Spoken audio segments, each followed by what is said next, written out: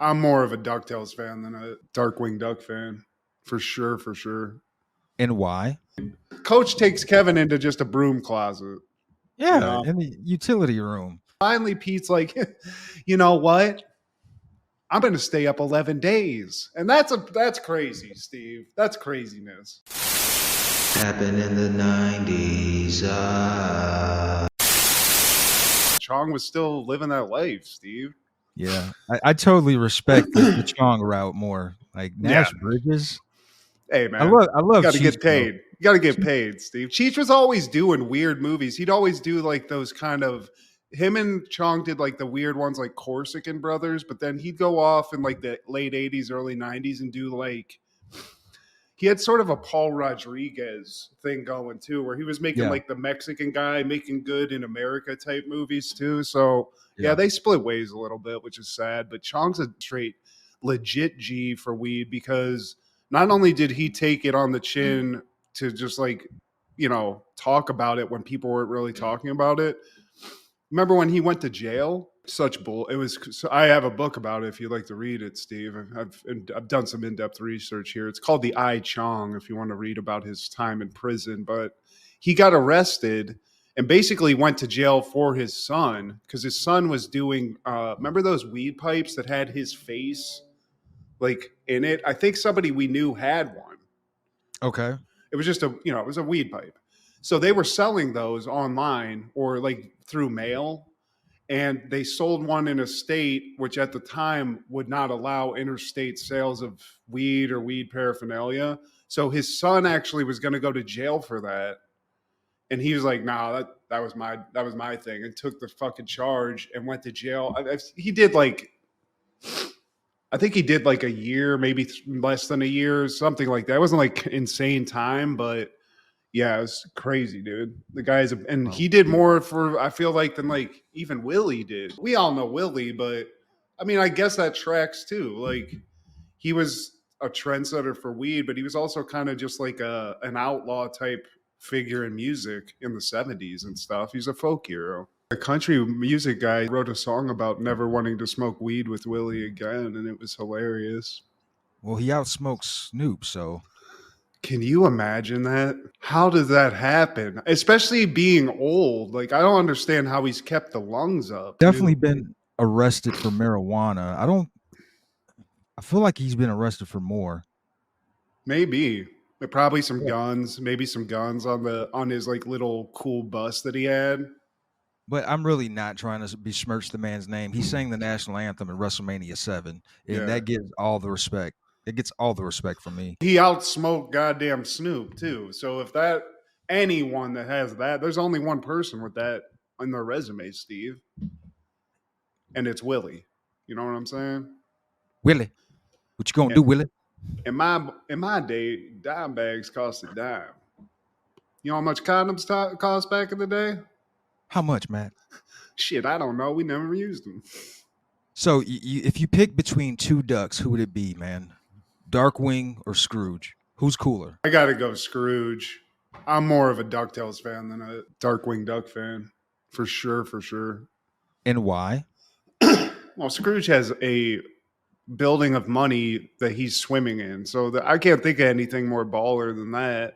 So the money, is that what it's all about? The money. I mean, Darkwing Duck, maybe he was rich too. Wasn't he like, didn't he have like a rich Bruce Wayne alter ego, sort of like Batman in the show? I don't know. But yeah, Scrooge was going all over the world, doing some shit, buying some shit. You'd probably just get a couple of those coins falling out of his pocket because he lost track. So it's all good in the Scrooge McDuck household, Steve. That's where I'm going.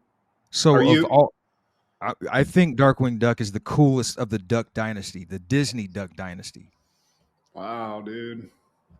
Not even the Mighty Ducks, Steve? Not even the Mighty Ducks? Come on. He is the terror that flaps in the night.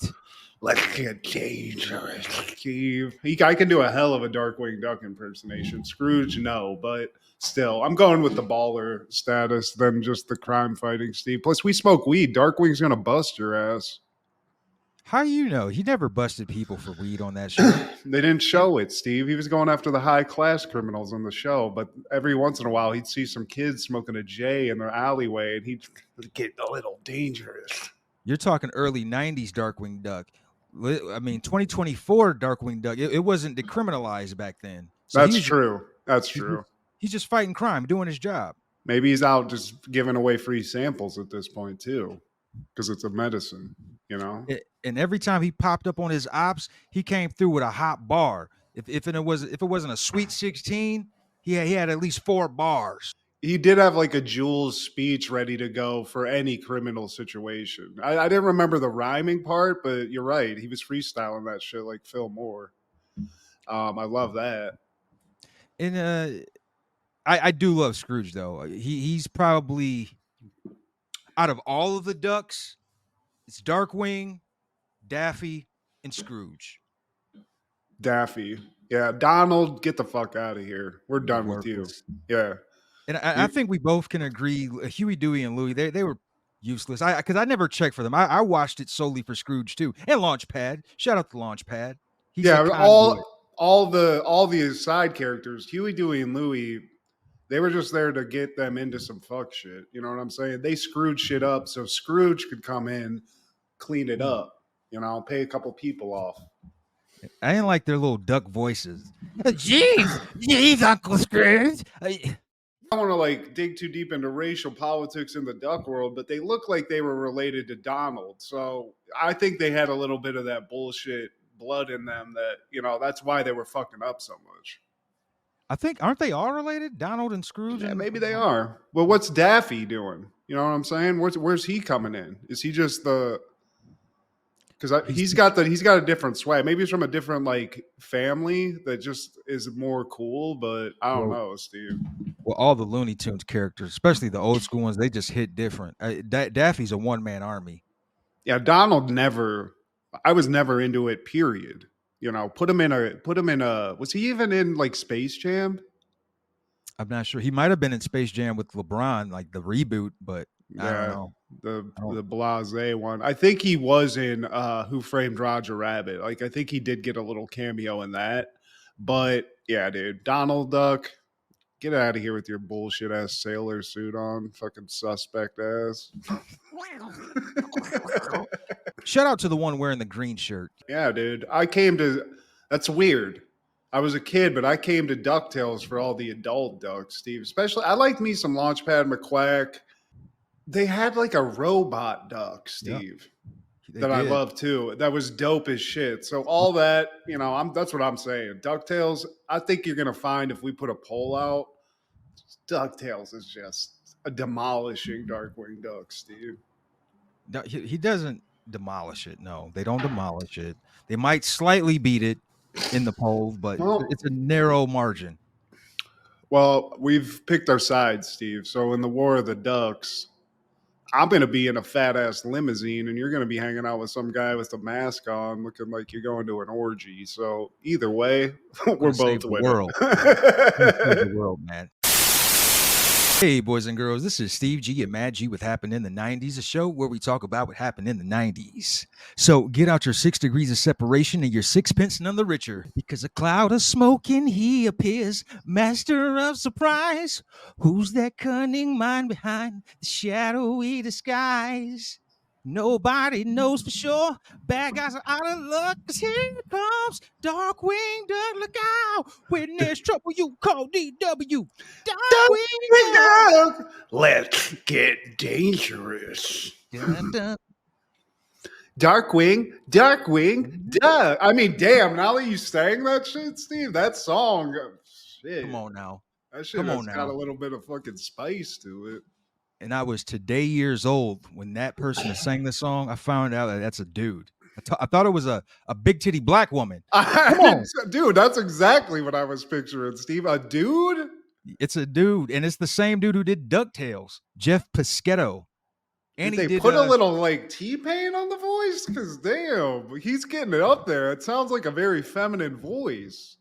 Well, I'm assuming that for the Darkwing, I'm assuming that's a woman or a Oh, chorus, a group of women. yeah, hell yeah. Like the Um, screams in the background. It's like, let's get... Hell yeah, dude. and I I hope don't they're know all though.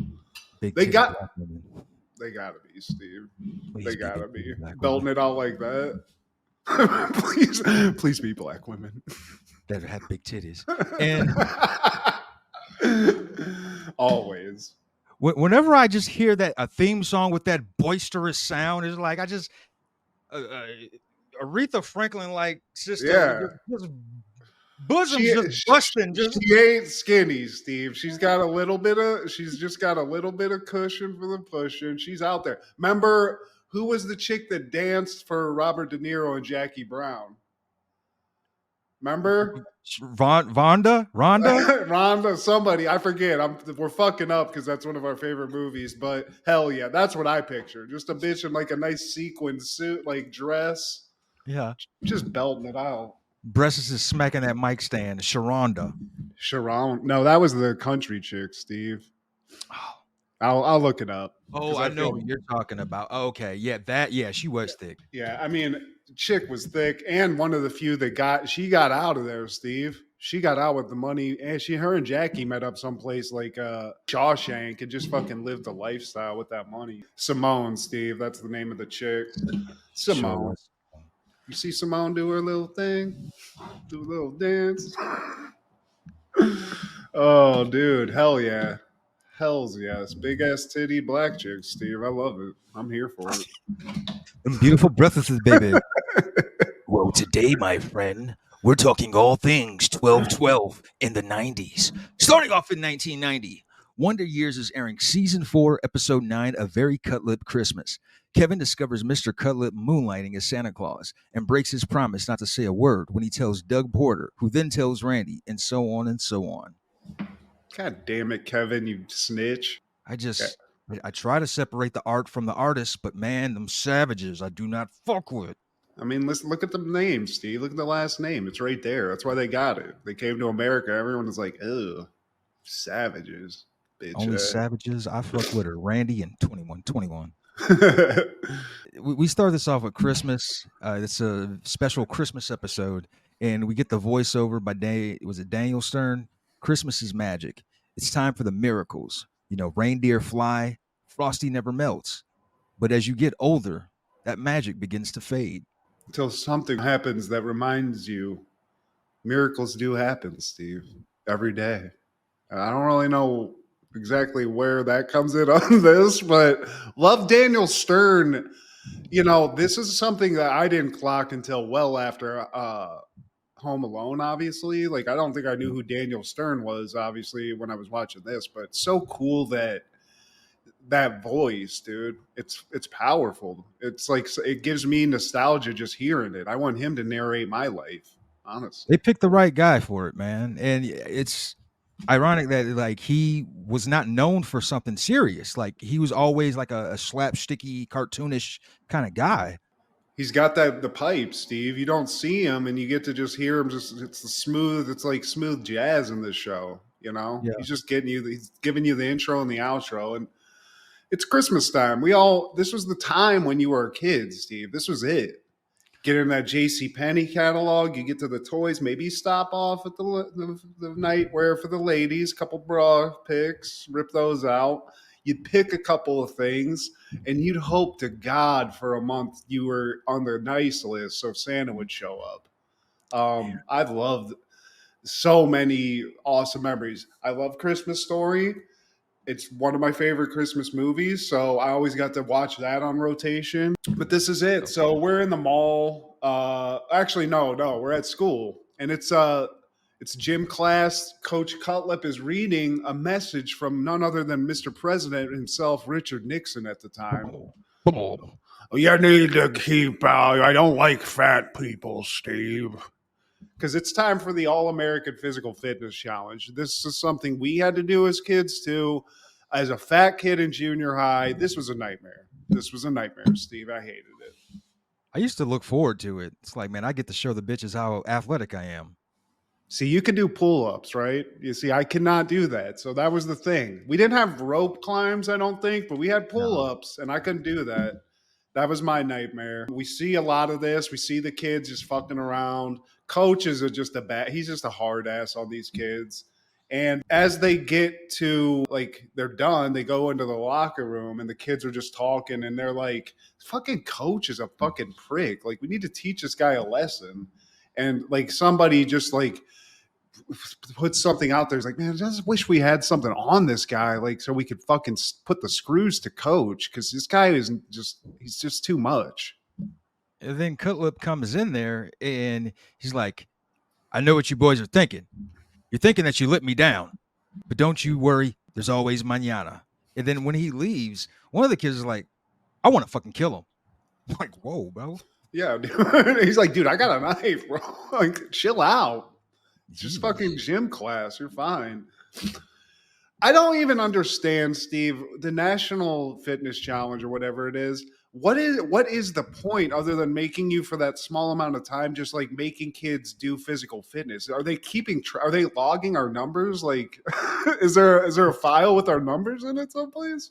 It's like I feel like it's a part of that Arnold kind of deal. Didn't he have like a fitness challenge or something like that? They just, concerned about kids' health in America and, preventing us from being, Chubby. Yeah, I mean, fillet of fishes were going around like hotcakes back in the day, Steve. So I support Yeah. this now as a tween. Absolutely not. I was trying to tell him I had asthma, so I didn't have to run.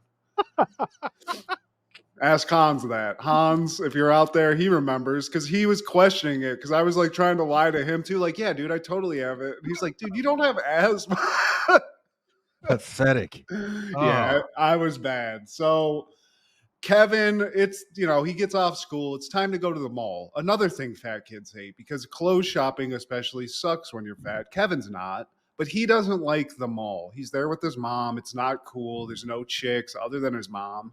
And she's fucking like, ooh, let's try on ties. Yeah.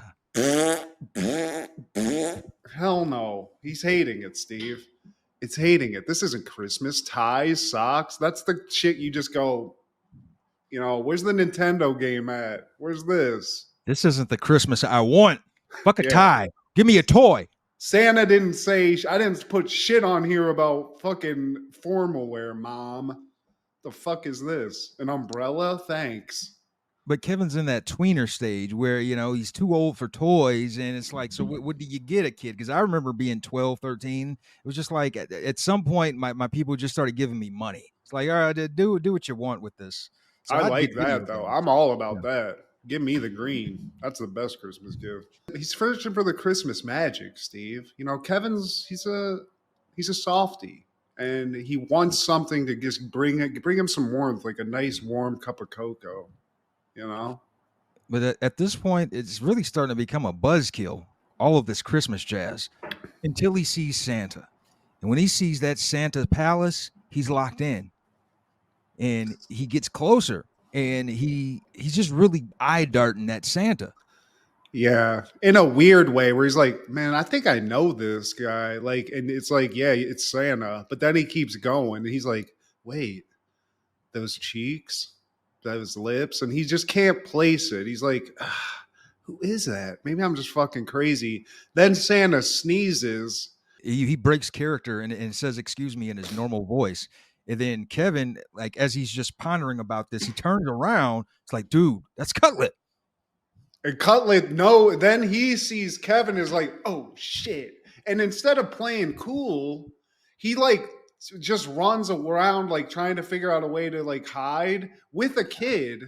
I mean, he's running around with a kid. Then he just goes behind Santa's workshop door and just slams that shit. So Kevin, he knows. And now, Steve, Kevin's got a little bit of ammo on fucking Cutlip. I'm sorry, I wrote Cutlet on this, and I didn't get his name right on any of my notes. So if I mispronounce that, I apologize. Cutlass.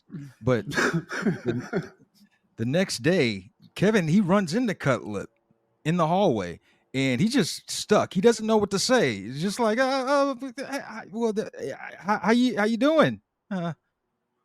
I like them all. Merry Christmas. And Cutlip's like, all right, dude. Then at gym, Cutlip comes in and he's fucking looking just intense. And he's like, look, some of you kids are straight up fucking up and you are going to have to work harder. Other kids, maybe not. So, Fatty, kid with the gimp leg, and Johnny with the goofy eye, you're going to have to run laps. And Kevin's like, oh shit, like he's going to fucking fuck me because all this shit I know. And he's like, look, Kev, why don't you do the time for me? So Kevin's like, shit, that would have been a dream for a fat kid too. I just get to sit here and judge people, tell Say them what? they're not fucking. Yeah, exactly. So, whoo, Kevin's getting a little preferential treatment though, Steven. That can't always go good in an educational setting. You know what I'm saying? Because right as he's given the stopwatch, he turns around and the whole crew is just staring at him like, "Fuck you, Kevin Arnold. You a Yeah, what'd you bitch." do?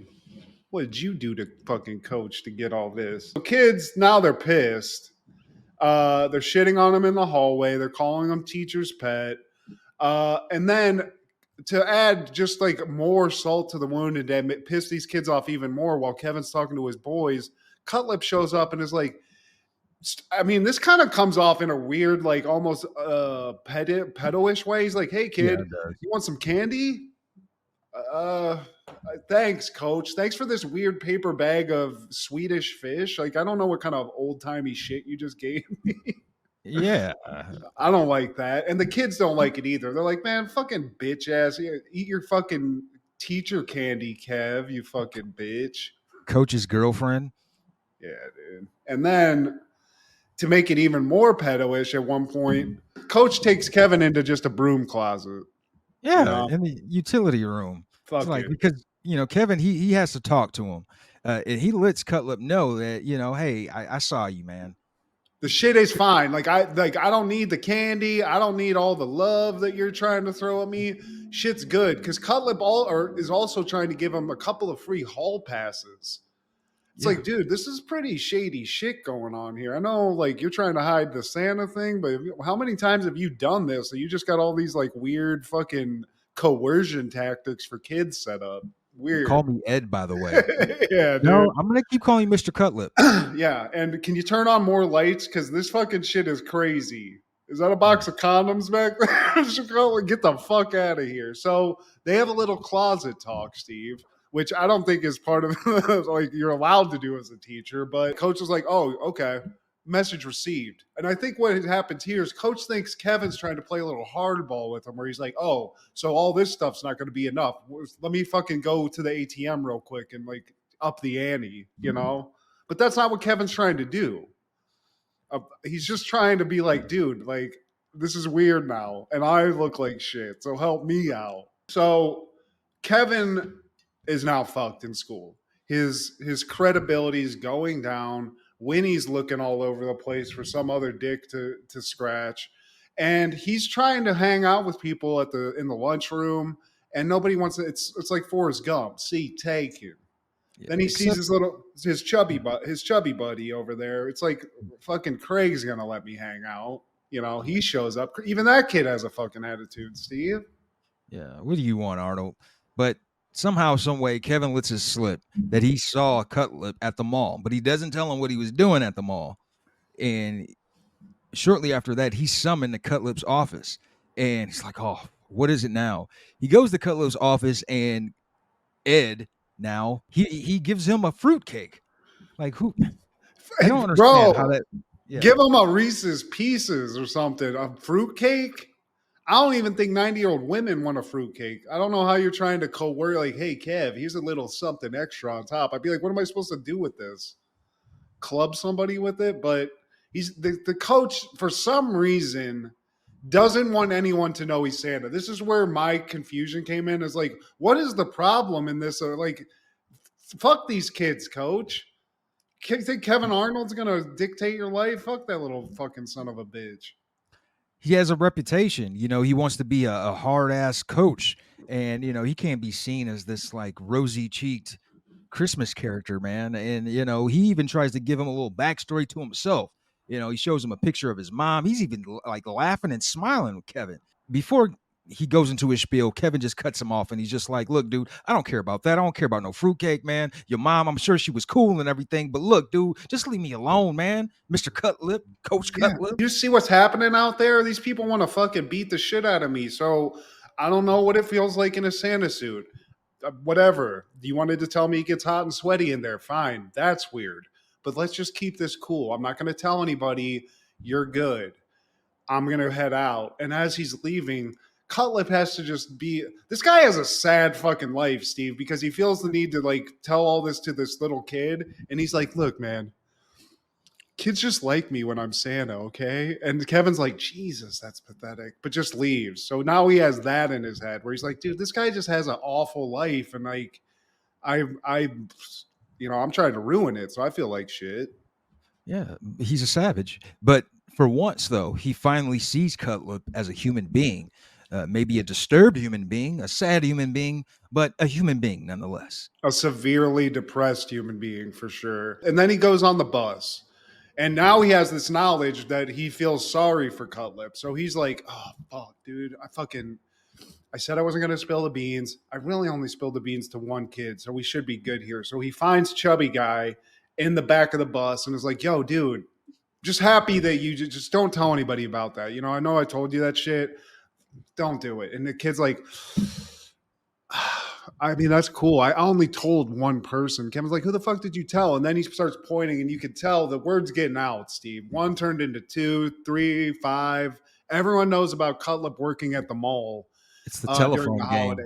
And I got to be honest, as a kid who was a cunt to teachers, I guess knowing that they were so broke that they needed a second job at the mall, I would have given me some kind of evil joy as a kid, So maybe that's what it was. But these kids are fucking animals, Steve. Kevin's trying to hold the dam back, but it's about to break with the knowledge that Cutlip's doing something at the mall. Wrapping presents, who knows? They're grilling him already. Does he work at the Orange Julius? Does he work at the Isbaros? Do you guys go to the mall? Like, look around. Like, why do I gotta fucking tell you? Get your mom to take you. So Kevin's like, look, I gotta get to the mall and like warn this guy because I think the kids say they're going to the mall to like find like as a lynch mob basically to find this guy and humiliate him publicly. I guess like I don't know what their plan is. So he has to go to like get somebody because he's a kid, Steve. This was the kind of the battle that you had to figure out when you got to this age because you wanted to go places but you couldn't. Yeah, You weren't good. You weren't catching a bus. You didn't have a car, so you had to like get an adult to take you. So Kevin sees his mom. He's like, "Hey, mom, I need to go to the mall." And the mom's like, "No, like I got too much stuff to do. I got this and that." And he's like, "Mom, remember that tie though? I've been thinking about that since we left the mall. I got to get that tie and some formal wear purchases. It's right up his mom's alley." So she agrees, Steve. So he's on his way to the mall now. And right when he gets there, he sees the mob of kids that rush into the mall. It's true lynch mob style. It's straight up. Like it looks like they're going to beat someone's ass. Like somebody got assaulted and they're looking for the culprit. So they're looking around. Kevin's like, oh shit. So he fucking ducks and moves, gets around the food court, gets to Santa's little area, trips and falls, almost is killed by the toy train set that's coming around the tracks, which I love. That was great. That had a little drama to it. Cutlip's fucking helping a kid out as Santa will, but Kevin just runs on the little platforms like, yo, Santa. But we gotta fucking talk, dude. So Cutlip fucking tosses a kid. I don't really remember what happened there, but Kevin's You're not gonna try to sit on my lap, are you? yeah. But Kevin's like, look, dude, everyone knows about you working here. My bad. That's totally I fucked up. But they're here. So I don't know, dude. Like you're the cat's out of the bag. So Cutlip's like sweating. He's like, oh fuck. But then Steve, what happens? His nuts drop. And he decides he could give a fuck less about what these kids think, So as they're approaching or, walking around close to him, he just stands up. as Santa will, chest out, and he just stares straight ahead, just like, like he's 1,000 miles stare. So some kids like are approaching. Kevin's like, oh shit, they're gonna fucking make him out for sure. So two of his boys show up and they start looking at Santa just like he did at the beginning of the episode. And he's like, and the kids are like, man, what the fuck? And you think it's only a matter of time, but the narration starts and Stern's like, but when they looked over at Santa or Cutlip, all they saw was Santa because they were still kids. So these kids, they couldn't even see Cutlip, Steve. They just saw that jolly old Saint Nick up there just waiting to give them some toys. So they kind of clock that and they're like, man, let's get out of here. Let's go find Cutlip. He's probably working in like fucking that weird fucking sex toy shop at the end of the mall. You know the one. Yeah, Spencer's was around in the 60s. Yeah, so Kevin really, again, proves to us this is a sweet kid when you look at all the ads, but this kid's a fucking tool, Steve, and he's a snitch. Damn you, Freddie. Macaulay would never. Yeah, Macaulay. Yeah, dude. So, Fred, we love you in a way, but you can be a bit of a fucking turd in this show. I'd rather hang out with Paul. Paul was balling. We didn't really mention him too much, but Paul was not into any of this shenanigans because he's like, dude, I got to play basketball for this guy. So, yeah, exactly.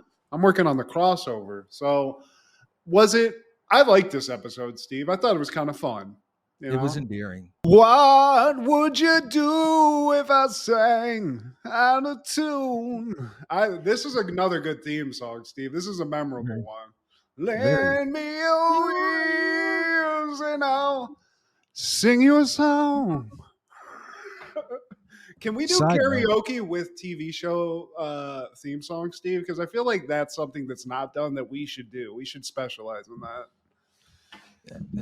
Add that to our hat. But in 1992, the final episode of Darkwing Duck airs. 3 seasons, 91 episodes, man.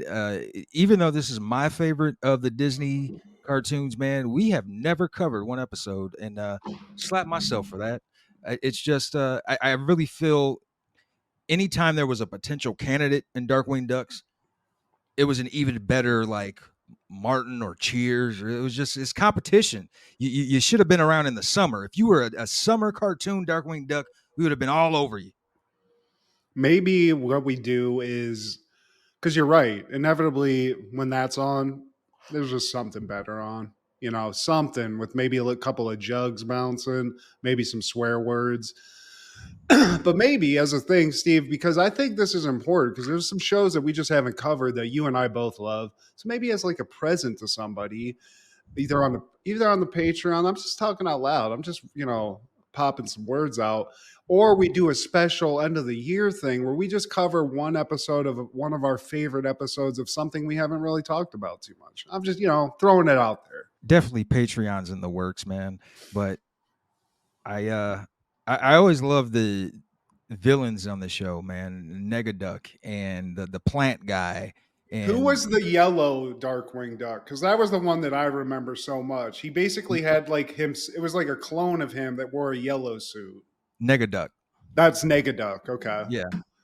That's weird. Yeah.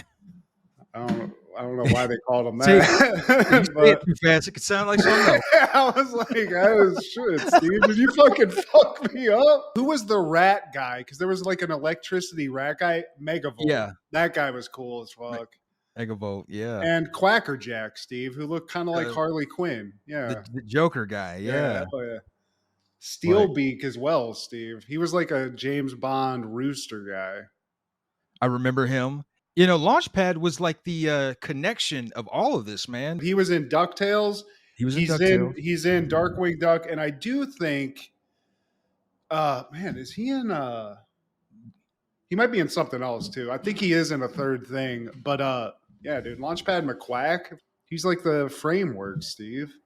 Why didn't Launchpad ever get his own show? I want to see that show where he's just dicking down fucking hot stewardess ducks, Steve. Stewardess ducks, yeah. Hell yeah. I love that. Yeah, he should get his own spinoff, man. But with today's standards, man, they would just like CGI the fuck out of it, and I wouldn't want to watch it then.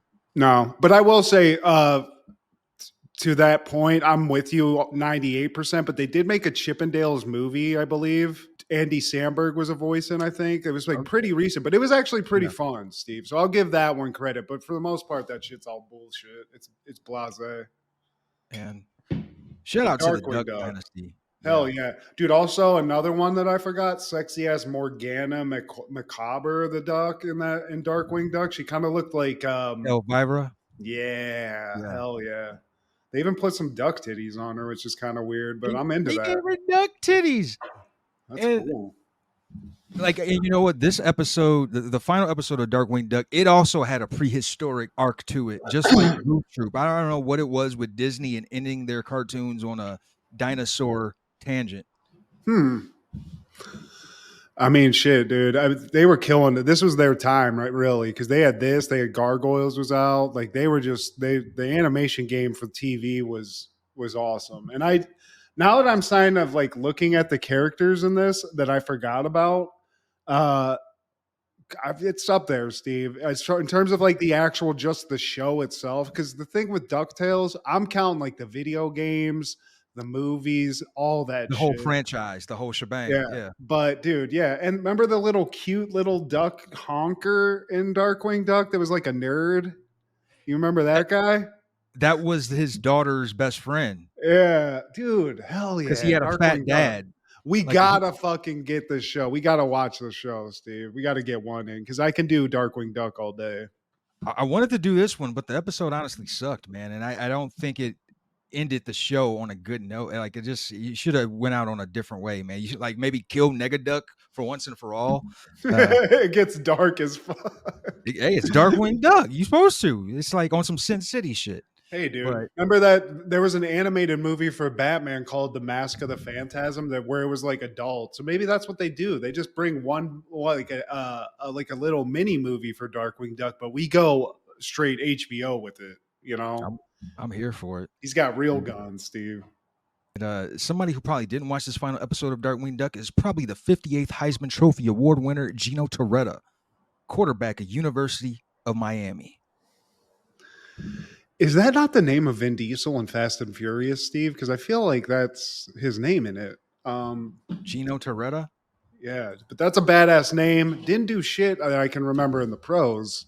Not at all, but he did play for a couple years. He was drafted by the Vikings in the 7th round. He then went to the Lions the year after, and then the year after that, the Niners for 2 years. He went to the Seahawks, the Colts, and he was on the off-season practice squad for Kansas City Chiefs in '99, and that's where he ended his career. But he did win 2 championships when he was with the U. Yeah, and I got to say, the U is a bunch of cool motherfuckers usually, Steve. When I think the U, I'm thinking ballers. When I look up Gino Torretta's Heisman Trophy photo, this dude looks like he's 45 years old in the photo, Steve. This motherfucker, how old was he when he won the shit? Because damn. Yeah. That's crazy. Gino, shout out, dude. I bet this guy is good at announcing or something now. Like, he probably still does some shit. At this point, he was 22 years old. Like, you guys got to see this fucking guy.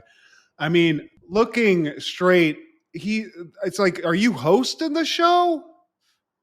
That's the Heisman? He presented it to himself. Like, damn. Gino.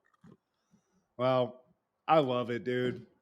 Killed it at the U. But isn't that kind of the thing? It happens with Heisman Trophy winners, like a lot of the times, where they don't live up to their talent in the college. It's just like the Madden curse, man. I mean, I think the Heisman curse has been obviously, yeah, it has been going on longer than the Madden curse, and it's more legit, with a few exceptions. Hell yeah. But then there's guys like, dude, you're an Ohio State fan, and I apologize. The guy who won it twice. Archie Griffin. Yeah. You think a guy who wins the Heisman twice, he's going to be a fucking a legend. He's going to be a Hall of Famer. Not shit. Every great running back that Penn State had in the 90s, Curtis Enis, Kajana Carter. I don't know if you remember those names. When they got to the pros, dead. Not a fucking thing to be had. LeVar Arrington's the only person I remember from my time of being like a Penn State fan that really did shit. And he didn't really do shit either. And with the Redskins. It was decent. Yeah, sometimes college athletics, though, especially football, allows for some shit that will not fly in the pros. But Gino Toretto, or Toretta, I'm pretty sure that's what the name of the main character Vin Diesel plays in Fast and Furious is. So maybe they stole that because it sounds cool as shit, Steve. That following year, 1993, The Adventures of Pete and Pete is airing season 1, episode 3, The Nightcrawlers. Believing that his early bedtime has resulted in countless hours of lost fun, little Pete defies the international adult conspiracy by attempting to stay up 11 days in a row. One of the best episodes of the show, Steve. This is a Hall of Fame episode for Pete and Pete. Shout out to Polaris, the band that plays the theme song. Shout out to this show. We've talked about it a few times. This show, of any show that we watch, when the theme song comes on, I get like a physical reaction of like memories. And usually I would watch this show and I'd be waiting for somebody to come home and like punish me. Like my mom's like, your dad's going to be home in 2 hours. Just fucking wait. So I'd be sitting there like watching this like, oh shit, like with anxiety. So that's kind of what I felt during this. And I love that because it's one of the best shows from my childhood.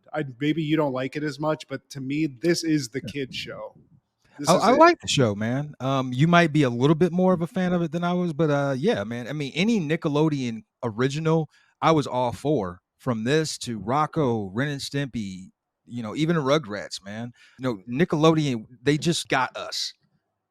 They specifically like this for boys. I feel like I didn't have a brother, but just like the imagination and just like the shit that they got into, and like the like specifically for this, I'll bring it up. But like, I don't know, somebody writing this had like the memories just right at the front of their head that they could put down on paper because it just got me. These were like things that would come up, and not with like the crazy dramatic part of the show, but just like the arguments that they'd get in, like the little situations that they'd be in and stuff. I feel like they nailed that for kids of our age in the 90s, like 8 to 12, that's kind of where I was. I was little Pete, Steve. Just like Wonder Years. That's why I wanted to cover both of these episodes, man, because, they did them in different ways. Little Pete, he represented us because he was around our age and you got things from his perspective. They did a lot of exploration within this small fictional town. It was kind of like a real life version of Bobby's World in a way. Yeah. And I do like that it's not just the family. Like it's like any good show, like the side characters that they set up add to it. And in this case, they're so like well done, and there's like such a strange style to this show that it just works. All of it worked. Like the weird bus driver, the weird people at school. Like I feel like the stereotypes that are what we have in our head is like the stereotypes of our childhood. All were covered in this. The weird shop teacher that has no hand that freaks you out and stuff. Like all those weird things. I just love this show so much. And the brothers are great. I feel like they cast them well. And they have the cast in general. Like they even had like people like Iggy Pop and stuff show up to the show and do like these crazy performances that I don't know, man. I never really did a deep dive into who was making the show, but I'd love to see what else the people who wrote this did. Because I'd assume it was fucking baller. We start the episode off with a big Pete narration per usual, and he says, "When your eyes are closed, the world is moving. Yeah. While my little brother Pete is stuck in bed, the world is going on without him. He never gets a chance to catch up." Yeah, while he's trying to go to bed, kids are playing someplace in the world, Steve. He wants to be playing with them. You know what I'm saying? He doesn't want to go to bed. And this was an argument. How many times did this come up when you were a little kid? I don't want to go to bed yet. Like this was the argument for a while. This was it. Monday Night Raw just came on. Yeah. I have to stay up for the half hour afterwards. I have to, okay? 10:30, 10:45. The negotiation was weird because they'd be like 9 o'clock. You'd be like 9:10. Like that makes any fucking difference in the world, Like just to get something. You had to get something from them, Steve. If I wake up and I find out Repo Man beat Crush, I'm gonna be pissed at you for life. You're just picturing Repo Man in your head all night. Come on, Cone Crush. So little Pete, he's pissed off, Steve. He's in bed. He's thinking about kids in India that are fucking playing soccer, playing fucking Nintendo and shit. It's Because not he fair. doesn't like that. He wants to fucking do that. So Mrs. Wrigley, she's the Nazi, Steve. She's a sleep Nazi. Every night at 9 p.m., this bitch is like, time to go to bed. Time to go to bed, Pete. And Pete's like, huh? Why? And that's how it starts. You know, that's how the negotiation starts, Steve, with the question. It's the time for growing boys to go to sleep. Well, why? Yeah. Because And I then said so. That's why. yeah, that's just the door slamming shut on your dreams, Steve. Because there's no argument as a kid that you can overcome that with, No unless rebuttal. unless you get real personal with it, which I never did. But yeah, so usually that's it. But this night, Steve, something just hit different with Pete. But then the intro song, Polaris, his father's strange, being he looking happily deranged. It's great. The album's great. Which thought by it's had me. Hey. Me and Jordan, as lame as it sounds, me and Jordan used to be high as fuck and just would listen to that song and just sing it full volume at our farmhouse and on Dude, Napoleon. I mean, I believe it, man. There was a time when the three of us, me, you, and Jordan, a cappella sang the Step by Step theme song. And there was Hell, nothing wrong with us early 20 young men doing that. no, hell no. I feel like it got a pop too. I mean, we killed it. So, We I mean, the slayed proof is it. in the pudding, of course. So, after the fantastic song by Polaris, we find out it's been 10 years, 4 months, and 27 days of Pete's life. That's how long he's been alive, right? And it's at this point, Steve, that he's reached his breaking point. No, this fucking bedtime shit, he can't handle it anymore. Like Owen Hart, enough is enough. And it's Yeah. time for a change. And he's also convinced he's on to this thing called the International Adult Conspiracy. And he's thinking that maybe they have something to do with this because they're basically George Soros, Steve. They're they that we all talk about in conspiracy theories that are they're pulling all the machines, you know, they're pulling the levers of your life.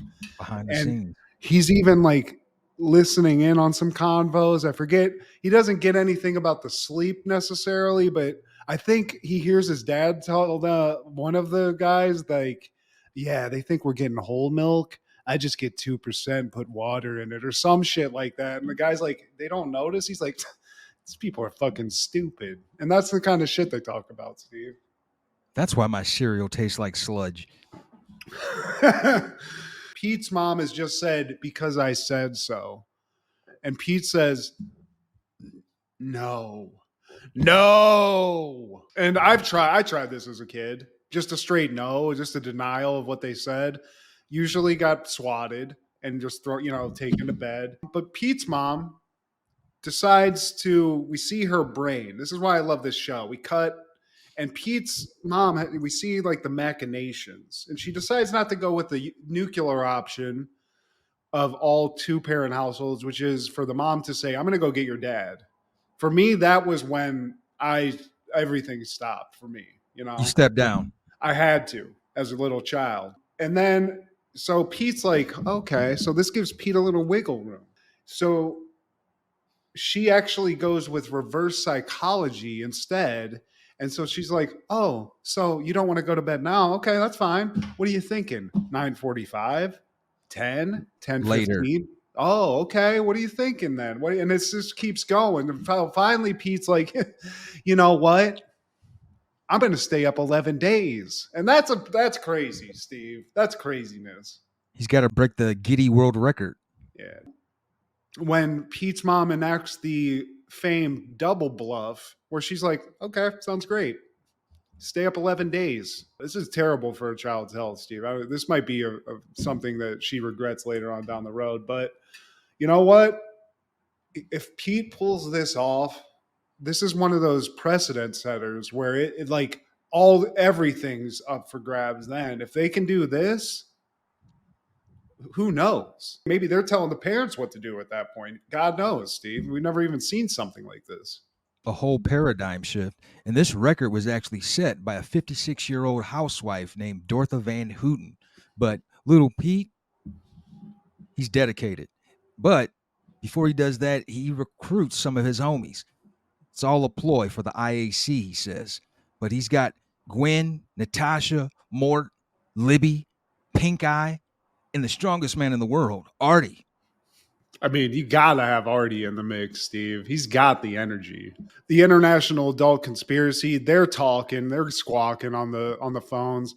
They can't believe it. But right now they're cocky. They're like, 11 days. What do you think these fucking kids are? These kids, I did coke and I couldn't stay up 11 days. You know what I'm talking about, Mr. Wrigley? So they're the kids now, this army of Nightcrawlers is what we're calling them, Steve. That's the name. That's the group. So night one, I mean, dude, this is like a sleepover. Remember what sleepovers, like at some point when you were a kid, like a sleepover, part of the goal was to stay up as late as you possibly could, whether that's use of Mountain Dew, scary movies, maybe an adult movie shows up a little bit later in the game. We wanted to stay up. So this is a dream, and the parents, I guess, are allowing this. The kids aren't even confined to a house. They can just run around the neighborhood. So night one, dude, they're fucking hanging out. Artie's doing his fucking weird shit, which I never got, but I love. They play football, they skateboard, and Artie even shows them how to skip stones on Neptune. Yeah, dude. A little bit of, they shoot a fucking rocket. They get one of those like toy rockets with the water. They shoot that up. They're making all kinds of hullabaloo. A little, like you said, a little late night football. But there's always one in the group, Steve. So night one, 2:45 a.m., Purvis down, just collapses asleep on the ground, Steve. First casualty. God but his damn. name is Curvis. Is it Curvis? I thought it was Purvis. I thought it was with a P. I'm sorry. Yeah, it's dweebish either way you look at it. But he not only that, he's sucking on his thumb. Yeah, I mean, come on. He's not meant for this life of Nightcrawler lifestyle. So it's 18 hours in. Curvis, whatever the fuck the person's name is, they're down. But the International Adult Conspiracy, it's starting to get a little stressful because they're like, these kids are actually doing this, guys. Like, this is crazy, but you know what? Fuck it. Like, I'm sure, a couple of days, they'll be fucking all asleep. It'll be fine. But you can tell they're kind of, the energy's shifting a little bit, Steve. Libby's going to walk through that door any minute now. But Libby, I love Libby because she's like this little Asian girl, and she comes up with the first tactic to avoid going to sleep because now it's daytime, and she figures out anytime she gets sleepy, Steve, she just got to take a look up at the sun, recharges her. She's like Superman, basically, and she's good to go. She's not going to sleep. So Libby, she's kind of on it. She's examining the options, and she's in this to win this, Steve. She kind of has an allergic reaction to the sun because apparently it makes her sneeze, and when she sneezes, she sneezes the tiredness out of her. That's great. I wish I knew about this in college, but other people are using other things. Pink Eye, for example, she's eating some fig newlies, and apparently this fig newly has it's got like double the sugar of a usual cookie. So she's running on that like kid sugar rush that a couple of pixie sticks, a Jolt Cola, Steve. Hell yeah. And Natasha, she just pulls on her pigtails. It keeps her eyes open. Yeah. But Artie, he actually, when Purvis or Curvis went down, they had like a radio. It's called a Krebstar 3000, just a little something on their bike. Artie appropriated that, so when he gets tired, he just pops on some tunes. Hey, yes, and starts dancing, dancing it up, and that's how he stays alive in this. It even picks up radio stations from New Orleans, Old Tucson, and Dusseldorf. It's shit, dude. Krebstar makes some solid products, Steve. This is a company that we hear about a lot in Pete and Pete, and they're all over the place. They're the Costco of where's this at? Wellville or whatever. But hour 97, Steve. So what's that?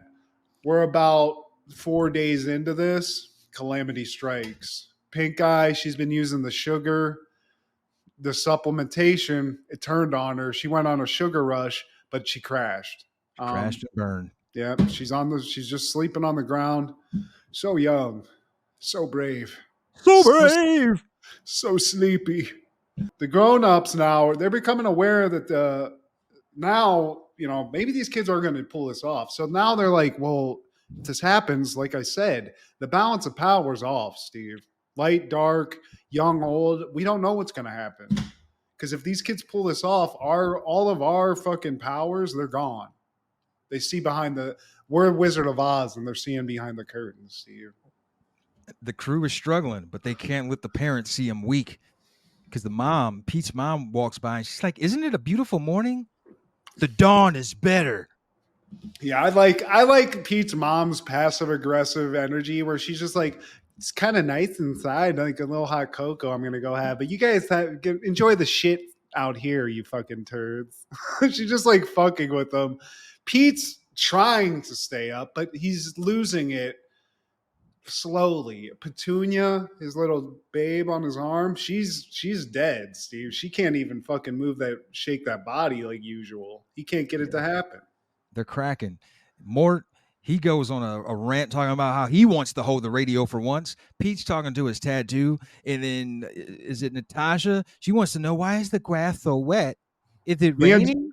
I think she ate some mushrooms, Steve, because me and Jordan said that outside of Bromfield when we were in the midst of a trip, I believe. We're like, why is everything wet? Why is there grass? So Natasha's tripping balls, Steve, which I think happens if you don't get sleep. Like eventually you start hallucinating. So some of these kids are tripping balls, which I do love. I think that's cool. But Libby, the girl who I said was using the sun to stay up, 164 hours in, Steve, do the math.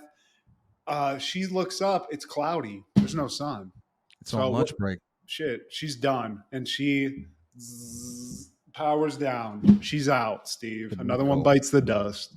I do have to point out that one of Pete's friends was the main character in Heavyweights. That's right.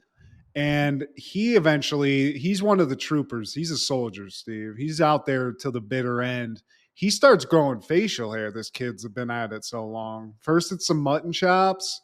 But near the end of this kid has like more facial hair than I've ever had, Steve. He's got a beard like what you got going on, you know? Clem. That's his name. Clem, dude. Clem's a baller, though. Also in Heavyweights, which is awesome. Heather Matarazzo is Natasha, and she was in Scream 3, and she was in the Scream reboot in 2022. She was also in Princess Diaries, and like I knew she had a face that I recognized, but just couldn't place it. Well, the one chick got like a bunch of shows. Like she was. I don't think she was in this one, or maybe she was, but there was another one that was like she got like movies and stuff. She was like a kid celebrity. You're talking about the. I know exactly who you're talking about. She was in that Euro trip. She was in Harriet the Spy too, I think. So yeah, she was in Euro Trip. So fuck yeah, dude. I mean, unfortunately, Pete were the ones that got the least amount of work out of this show after this. I think Big Pete was actually in a movie called Slackers that I remember from like the late 90s or early 2000s. Michael Morona. Yeah, dude. And they do the comic book convention circuit a lot. I've definitely seen them at comic book conventions, and they look the same, which is awesome. Danny Tamborelli still looks like Little Pete, and Big Pete still looks like Big Pete. So, but back to the show, kids are dropping like flies. Nights 8 and 9, the fucking Nightcrawlers. I mean, who's left? Steve Clem. He's got the mutton chops. He cracks. He falls down, and he literally goes in. He loses consciousness, like he was blacking out on alcohol. Like he was walking around and then he just like a switch flips and he just goes and falls back like he had a stroke. So Clem's out, Steve. He might need medical attention. And then there were two. Yeah. And this is it though. This is the squad, because that was the other thing, Steve. You can't just win this challenge solo. You gotta have a witness. You have to have a witness. So we got two. And Artie's a dog, Steve. He's got the Krebs star. Pete's struggling, but he's like, Pete, he challenges him, Pete, to a game of tag of the flashlight variety. And he gets the energy up, Steve. He's the hype guy. You know, he's Flavor Flav. But Krebs star starts losing power. And by extension, Artie loses power. Yeah. And it's like, the music goes from normal to like, and he slows down, and then he goes into something that I've never heard of because I don't hang out with superheroes. He goes into what's called super sleep, Steve. A dream state reserved solely for superheroes where he's on one leg, just in the Superman. He's Superman in that hose, Steve, asleep like a shark. You. So now it's just Pete. He's the last one standing, of course, because he's the dog. He's the fucking king of this shit anyway. The alpha. And he's out of witnesses and he's out of gas. So he's given up. And he's only got 50 minutes left, Steve. He's only got 50 minutes, but he can't make it. But this is when Mrs. Wrigley shows up, and this is where you see the real mom. Shows up right when he falls backwards, because like Clem, yeah. She catches him. Pete's like, why aren't you rubbing this in? Because she's just being a nice mom. And she's like, the only reason I want to do this and give you rules is I love you. I don't like, I'm only doing that for this. And Mom. yeah, and exactly. And then she's like, maybe I'm just afraid that my little boy is growing up too fast. And oh, so 50 minutes, Steve. She could take him inside, but what she does do instead keeps the energy up, gets Pete up. They play flashlight tag, and I'm assuming Pete wins this. He sets the record, Steve. He ends up setting the record. In real life, the longest documented case of someone going without sleep was 11 days and 24 minutes, held by a man named Randy Gardner, and he achieved it in either 63 or 64, they said. And I guarantee you that guy was seeing shit, because I know for a fact that when you do not sleep, eventually, like hour 72, you start seeing shit, You definitely, he was probably tripping balls like that little girl in the show, but sleep soundly, little Pete. Sleep soundly, because you did it. One for the kids, Steve. One for the kids, the good guys. Yeah, man. Voice of the people, Lil Pete.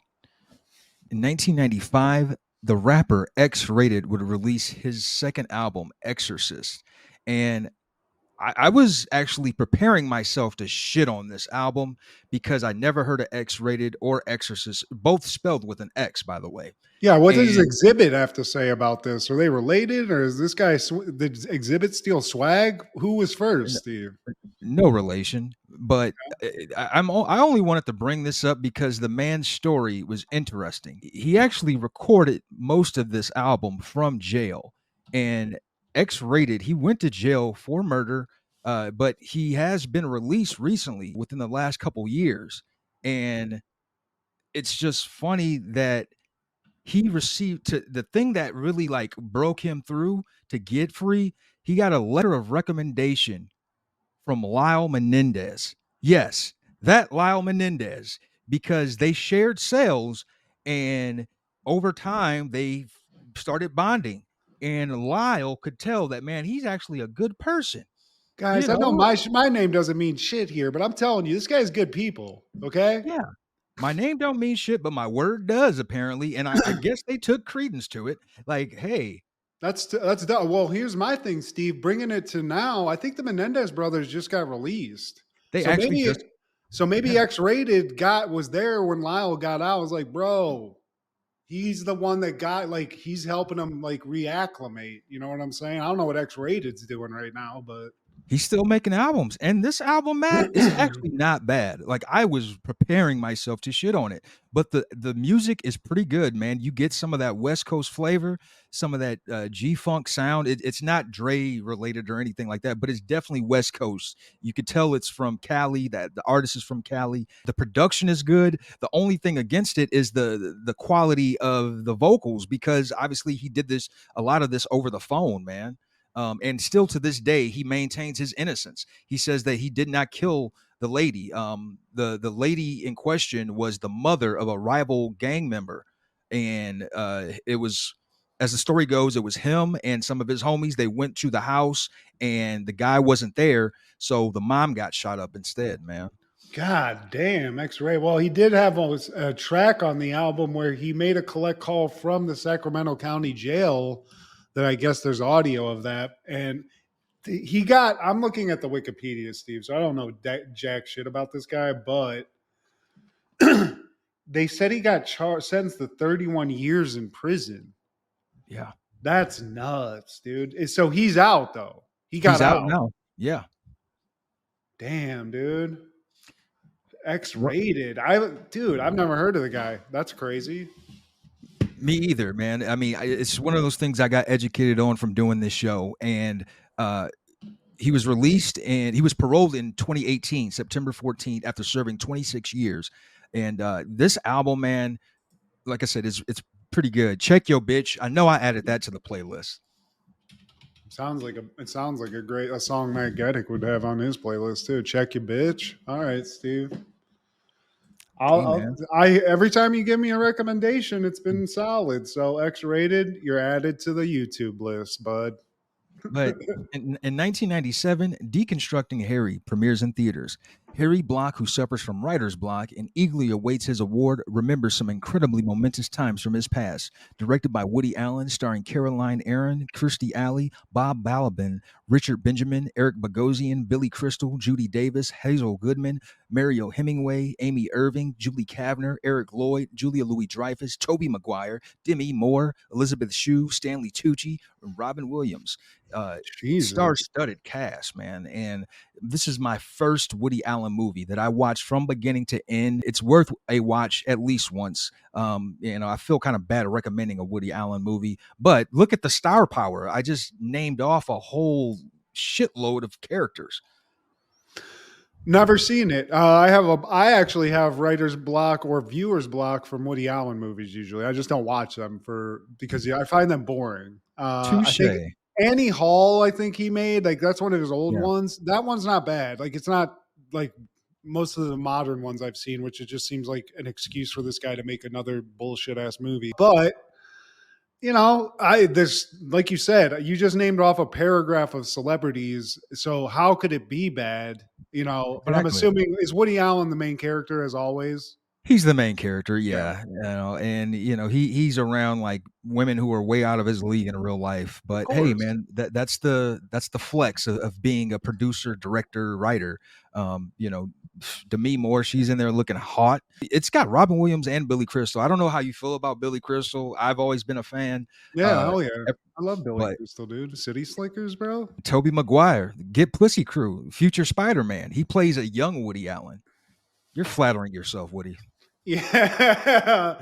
Yeah, Steve. That's like me getting McConaughey, and you're like, yeah, I think Denzel should play. You're just picking like the cream of the crop, but respect. I mean, he made the movie, so he gets to make the decisions. I think I'll have Idris play me in my biopic. To be honest, though, you said you could watch it all the way through, so that's got to mean something. Because usually I can. I'm like, this is exactly what I know Woody Allen to be doing, and I'm done now. Yeah. Let me fondle your little young titties. Oh my God. Oh my God. I just love breasts. I feel so awkward. I gotta go. I'm verklempt. I'm schwitzing. I'm schwitzing, Steve. In my pants. But in that same day in 1997, Home Alone 3 premieres. Alex Pruitt, an 8-year-old boy living in Chicago, must fend off 4 international criminals who are seeking a top-secret microchip in his toy car. Directed by Raja Gonzalo, starring Alex D. Lenz and Haviland Morris. Steve, I'm not in. I stopped after 2. I just had to. I didn't find this movie great. I've seen it. I didn't rewatch it. But they were trying. You had to keep it going. Macaulay aged out. They didn't want to do it anymore with him. They basically just had to redo the old ones. They did want to do it with him, but he didn't want to do it because he had moved on. It's like, dude, I'm like, what, almost adult at this point, and 27 years, man. It took me 27 years to finally give in and watch this on Disney Plus. And if you can get around the fact that the Culkster, the goat, is not in this movie, if you just Men in Black yourself and just delete it, all of that from your memory, the McAllister family is actually not a bad movie. Thought I'd never say that, but man, there's something to be said about this one-man army. This little Alex, man, he took on 4. Kevin McAllister took on 2. This guy took on 4 top secret agents, and he also had some assistance from his little rat pet and his little parrot. And some of the mechanisms, this little kid is like a carpenter / plumber / electrician and engineer. some of the contraptions that he put together, it would actually have Kevin McAllister shaking in his sleep. I'm just going, Okay. yeah, man. I was very inspired. Like, damn, I need to learn some of this stuff, man, just in case the wet bandits try to break into my household when I'm alone. The kid's name's Alex Pruitt. Should be Alex Vila. I guess. Damn, I didn't know I forgot that aspect. I knew he had like remote controls and like electronics. Um, and there was another movie called, I believe, Remote Control that was kind of along the same lines of this. That was like more low budge, didn't have the Dude, Home Alone name. So maybe I'll go back and watch it, Steve. I just remember obviously having the hatred that it was not what I wanted. You know, it's it not just the is what it culture is. magic.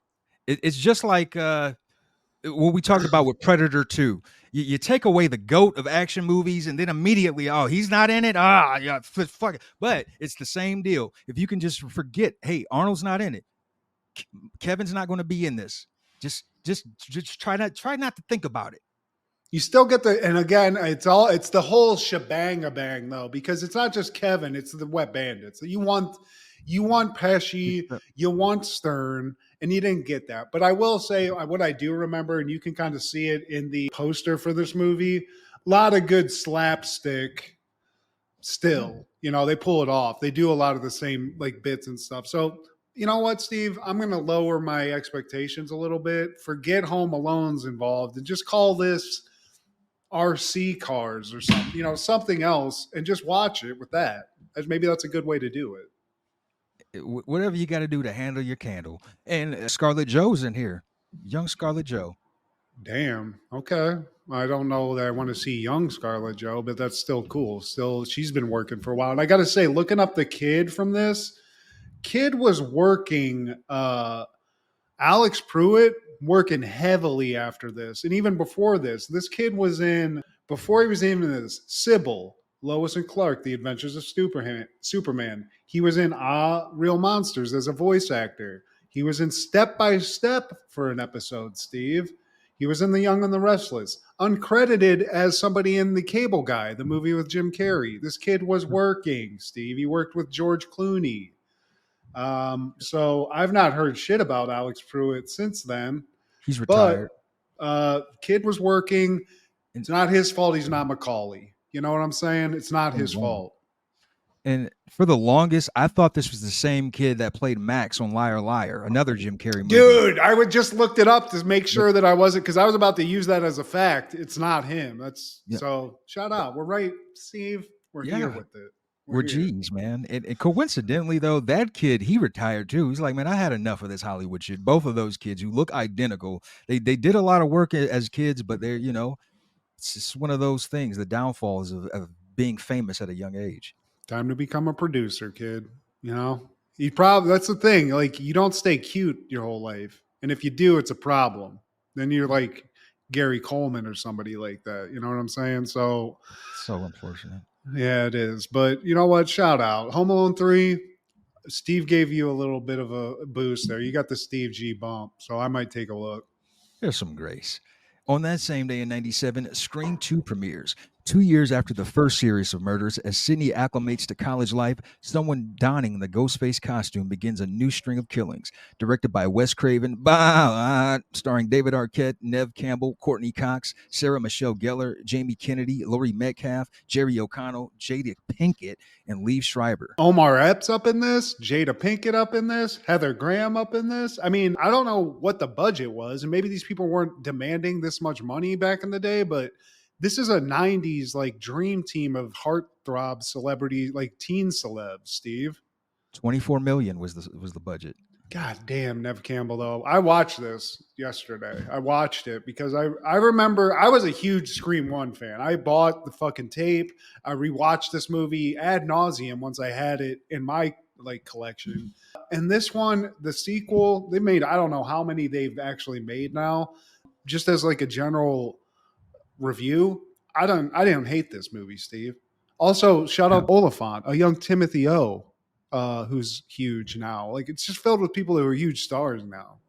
And Elise Neal, that was Sydney's bestie, her the homegirl, the sister that was, Oh I think, yeah, hell yeah. Okay. yeah, she's always been hot. Jamie Kennedy also, who was a Jamie huge. Kennedy. He got his pop from the first one of these, and this movie, this is sort of the first one was like a standalone thing. It was a horror movie. It was kind of like not a spoof, but it was like playing off of like all these tropes of horror movies. This one kind of is more Hollywood, Steve. It's a little more hot. They even are making a movie based on the actions in the original movie called Stab, Stab. Yeah. that was written by Courtney Cox's character, Gail Weathers, who's a huge character. But I don't know how much you want to get into this, but I feel like as far as a Scream movie goes, we get all you want. You get a sexy Nev Campbell. You get a sexy Courtney Cox. Nev even says, "You bitch," gets really like intense with it. And that's what you want out of a Nev Campbell performance, Steve.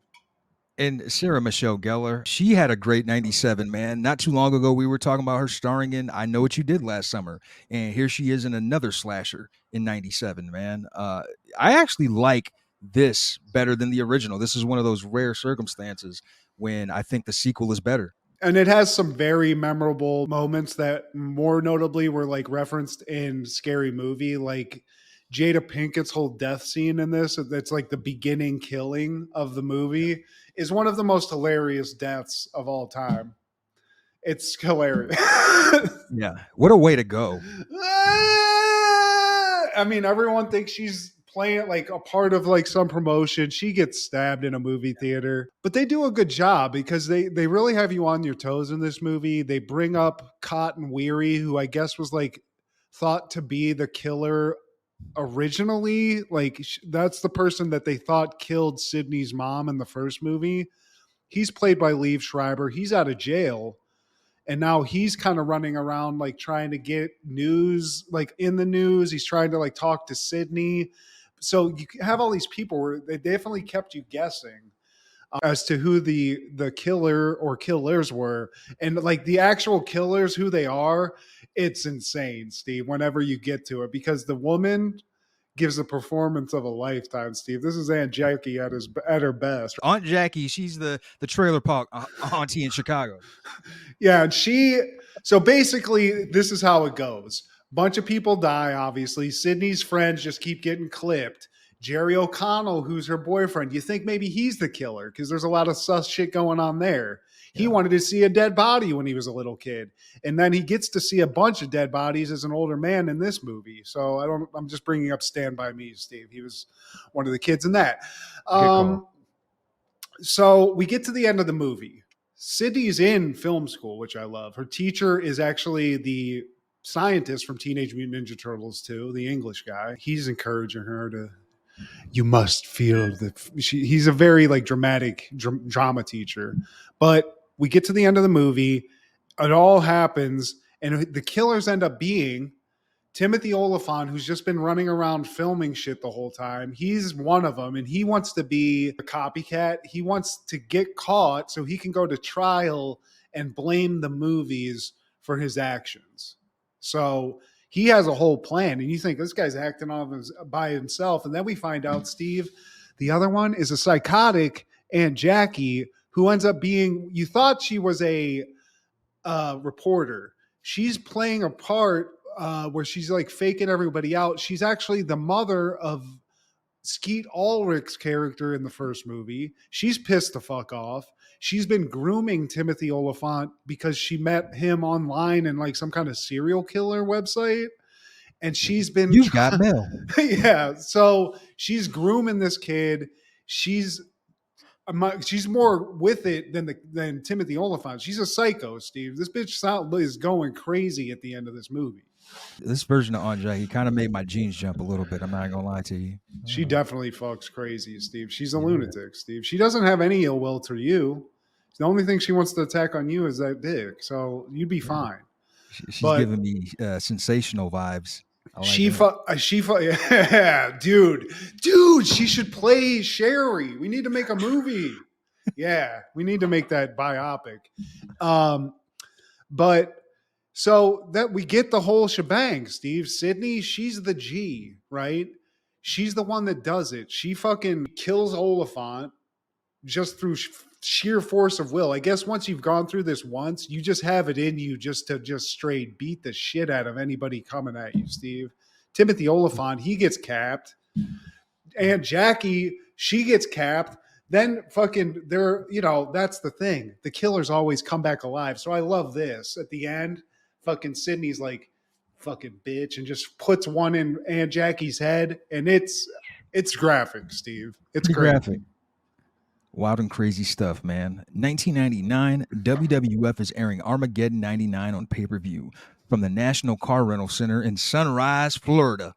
And in the main event, Triple H, he has a match with Vince because this is a continuation of this whole Stephanie McMahon Triple H thing, where if Triple H wins, he gets to stay with Stephanie. If not, then Vince says fuck off or something like that. But it gets really bloody, really gory. And again, Triple H, man, at the drop of a dime, a snap of a finger, he can go from good guy to bad guy, and he does it so well. He's got Vince just leaking, and Stephanie's in the front row. He's like, "Yeah, this is your daddy right here, daddy dear. You like how you like that, yeah." And it's just so villainous, and like he is awesome at this, man. There's a match with the Dudleys, actually a four-way match with the Dudleys, APA, the Acolytes, the Hardy Boys, and Edge of Christian. And at one point, Farouk, he skylifts Matt Hardy. Matt Hardy is like running towards him, and he lifts him up, and he's got like MJ, Scotty, and LeBron jumps. Damn, really? Yeah, it's worth a while. He just throws him up, and he clears the whole top rope, man. It was awesome to see. But overall, the pay-per-view really wasn't great. There's no Stone Cold. You do get some Rock. He's in a tag team match with Mankind against New Age Outlaws. But, all the matches were pretty much washes. Big Show, he's the champ at this point, and he has a 3-minute match with Big Boss Man. And, that's what I wanted to say. What a 99 for Big Boss Man. This is the same year where he gets hung in the Hell in the Cell in WrestleMania. And this is a part of that Big Show angle where he's just clowning him about his dead daddy, and I'll never forget the funeral that they had. I don't know if this is supposed to be funny, but I still laugh my ass off where he itches his dead dad's casket, and he just rolls off with it, and you just see Big Show's 7-foot ass hopping on top of the casket. He sketches, Steve. Hell yeah. Who's gonna save you now? Your daddy dead, boy. Was this his greatest era period? Because I mean, he went up against Hulkster like early on, so I mean that has to be up there. But this, Steve, I think so. I like this Boss Man. The old the Confederate Boss Man with the Cobb County, Georgia. You don't like that? Yeah, I could care less about that. But this one, and this is also at 99. He had that angle with Al Snow. Remember his little Chihuahua? So angle with him was like he killed the dog, and he ended up feeding him the dog. I don't know if you remember that. What? He gives Al Snow. He wants to call a truce, and he gives him a meal, and he's like, "Yeah, that tastes good." Who does that? Who does Boss that? Man. Oh God, no. Yeah, dude. Okay, this is his era, Steve. This is it. We need to go back, and I need to watch that. I forgot about all those shenanigans. Yeah, he had a wild 99, man. Any callbacks, honorable mentions, or takeaways? Well, Steve, we did it last episode, and should I pull out some old cards and we just see if we get any winners in this? Should we do that twice in a row? I mean, are you cool with that? I mean, yeah, we're pressed for time, but go. Okay, I'll just do one. We're just gonna just see what we get. One card, Steve. I'm not even gonna look. I'm just pulling it out of the fucking deck. We'll go near the end. Shout out to my neighbor Jack, who gave me a bunch of his cards whenever I moved to Ohio. That hopefully there's some winners in here, Steve, because I'd love to make a little money off these cards. But I pulled one out. It's kind of a fucking it's a jobber, Steve. We got Royce Clayton. This time, Royce Clayton, he was playing shortstop for I believe the San Francisco Giants. He was born in January of 1970 in Burbank, California. 6 foot, 175 pounds. And you know what, Steve? I'm not seeing a lot on here. So he is a first round pick in baseball. I don't know how much that matters. Royce, salute to you, my friend. How about you, bud? One of these days, you're going to pick a winner out of that pack. I guarantee you, there's some in there. I just don't have the time to look.